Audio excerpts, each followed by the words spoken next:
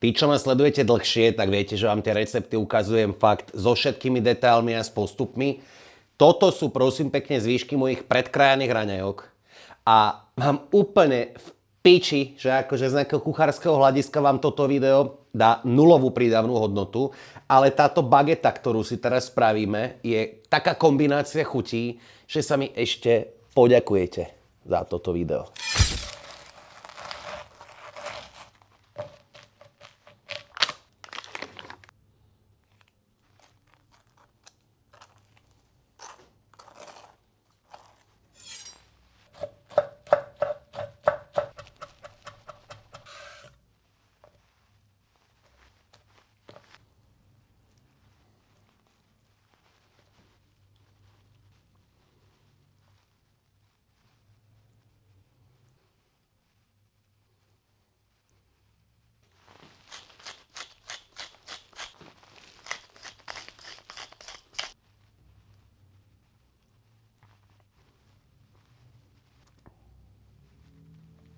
Takže prosím pekne, toto je bageta môjho detstva.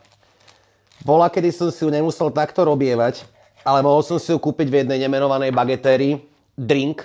Ďakujem veľmi pekne, že ste mi ju vyjebali z ponuky.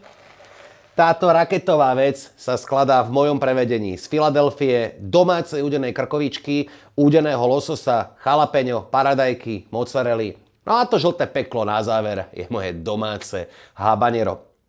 Takže takto to vyzerá a ja vám klasicky doprajem aj ten posledný záber detailný. Dovidenia.